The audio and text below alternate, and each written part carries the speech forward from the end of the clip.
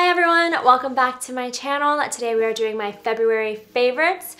And for the first time in a really long time, this month did not go by quickly whatsoever. It's felt like a really long month and I can't wait for it to be over, which is wild because February is one of the shortest months of, it is the shortest month of the year. Anyway, I have a pretty good round of favorites this month, so let's just jump right into it. First up, I have the setting powder from Bakerie. This is their Flour Better Not Bitter setting powder, and this is truly amazing. Like, I had heard so many great things about it, and then Bakerie ended up sending this to me to try, and I freaking loved it.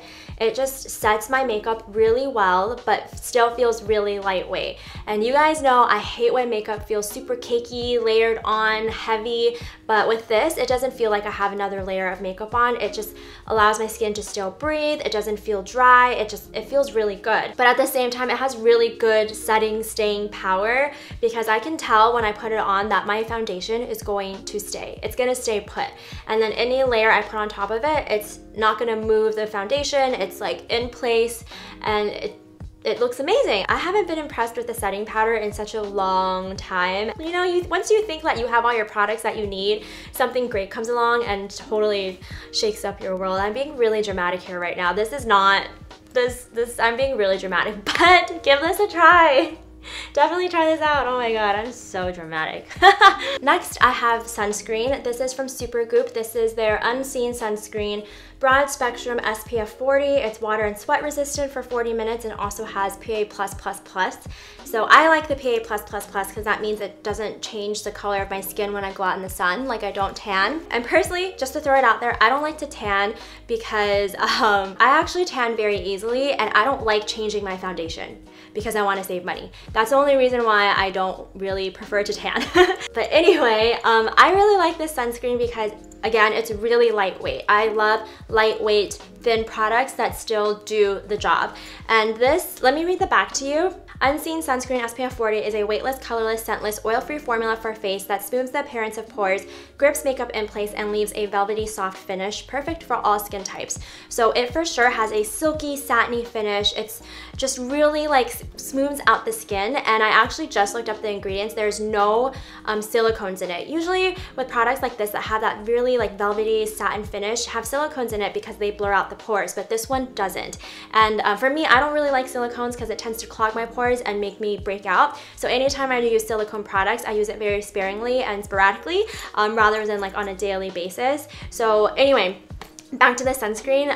If you guys want a lightweight sunscreen that's just gives a really smooth appearance, definitely try this out. It's super lightweight, so it won't feel heavy, and you can also use this as primer underneath your makeup. I prefer to use another primer after this, but it's really up to your preference. When I first tried this and squirted it out onto my hand, it came out clear and jelly-like. I just wouldn't believe that it was actually sunscreen because most sunscreens I've used, even the thin ones, are like white and a little bit tacky or like thick in consistency, but this one is just really smooth and soft and just, it's really nice. Next up, I have eye cream.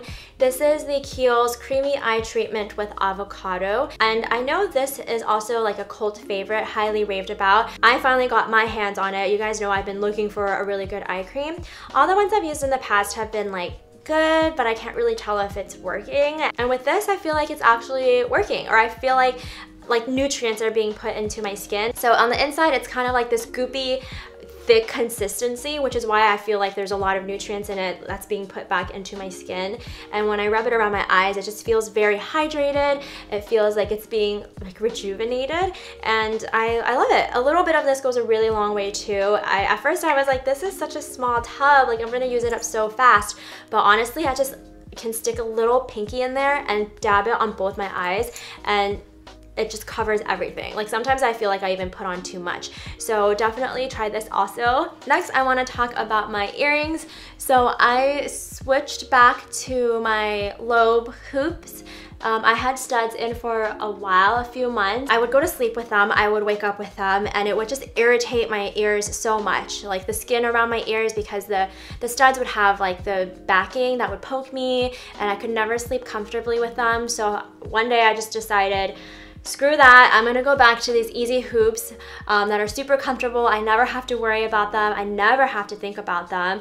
And yeah, so I switched it back. I know I can't really like remove these as easily as the studs, but when I had the studs on, I never swapped them out anyway, which was why I wanted to put studs on in the first place, was so I could be more versatile with my earrings, but I never did it because I was too lazy. So I was like, I'm just gonna switch back to these, like this is way better and I don't ever have to think about it. I get a lot of questions about where I get these hoops from, so I thought it'd be the perfect time to share.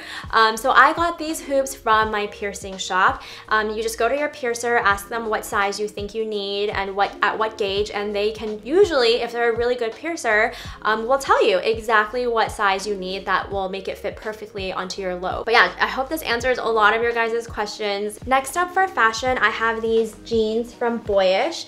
These were actually gifted to me. These are probably the nicest, fanciest, most luxurious, comfiest, softest jeans I own right now. Like they are everything that I just said they are. This is a straight leg cut with 2 slits, 1 on each knee. And it actually fits on me kind of like a flare. Yeah, because it's a little bit baggy and big on me, but I love how it fits on me. It's just so comfortable. It's pretty much all I've been wearing in the month of February. The bottom of the legs are frayed. I love how the cutouts are like towards the side and it wraps around. I'm gonna insert pictures of what it looks like for my Instagram, which by the way, if you don't follow me there, feel free to follow me there. I also love Boyish as a brand because they use recycled materials, they're sustainable, they care about the environment, they're all about zero waste. Now to move on to some media related things. Last month Ariana Grande's new album dropped and I had a couple songs on there on repeat aside from her top singles or released singles, and those 2 songs were Needy and NASA.